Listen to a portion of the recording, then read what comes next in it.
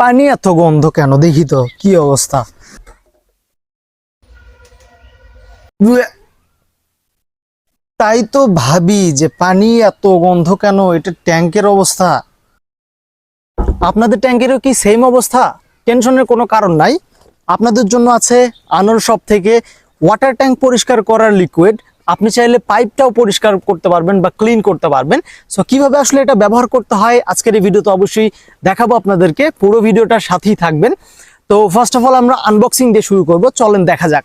এটা এই সাইড থেকে মেবি খুলতে হবে, তো আমি এটা এখন আনবক্সিং করতেছি। অ্যান্ড এখানে আমরা দেখতে পাচ্ছি অনেক কিছুই আছে।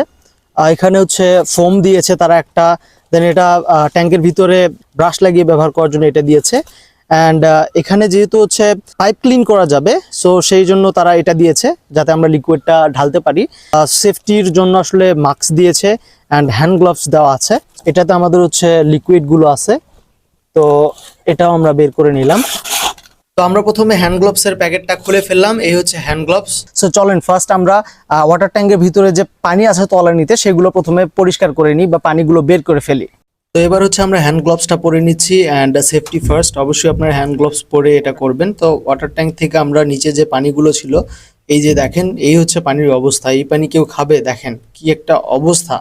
অ্যান্ড আমরা ওয়াটার ট্যাঙ্কের পানি একদম মুছে ফেলেছি নিচে থেকে। তো এবার আমরা কেমিক্যাল বা লিকুইডটা ঢালবো। তো এই যে দেখেন এটা হচ্ছে আয়রন কিলার, এটা আমরা ব্যবহার করব ওয়াটার ট্যাঙ্ক ক্লিন করার জন্য। অ্যান্ড এখানে ব্লক আউট আর একটা আছে, এটা হচ্ছে পাইপ ক্লিন করার জন্য, ওটা পরবর্তীতে দেখাচ্ছি।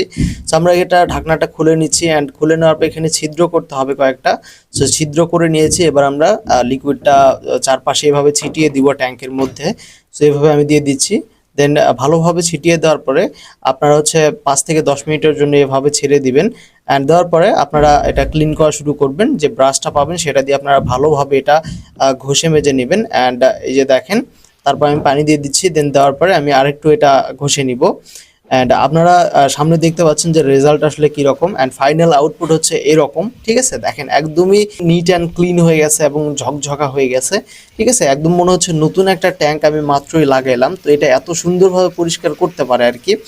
সো এবার আমরা হচ্ছে ব্লক আউটটা ব্যবহার করব পাইপ ক্লিন করার জন্য। ঠিক আছে, তো এটা হচ্ছে আমি খুলে নিচ্ছি অ্যান্ড খুবই সাবধানতার সাথে এটা ঢালতে হবে। অ্যান্ড এখানে আমরা ঢেলে দিলাম, তারপর আপনারা পানি দিবেন। দেন আপনাদের নিচে পাইপলাইন দিয়ে দেখতে পারবেন, এই যে দেখেন ময়লা পানি বের হচ্ছে, দেখতে পাচ্ছেন আপনারা। তো ওয়াটার ট্যাঙ্ক ক্লিন করার জন্য আপনারা এই কম্বো প্যাকেজটি অর্ডার করতে চাইলে এখনই ভিজিট করতে পারেন আনোর শপের ফেসবুক পেজটি। আপনাদের সুবিধার্থে তাদের ফেসবুক পেজের লিঙ্ক আমি এই ভিডিওর ডেসক্রিপশন বক্সে এবং ফার্স্ট কমেন্টে পিন করে দিচ্ছি।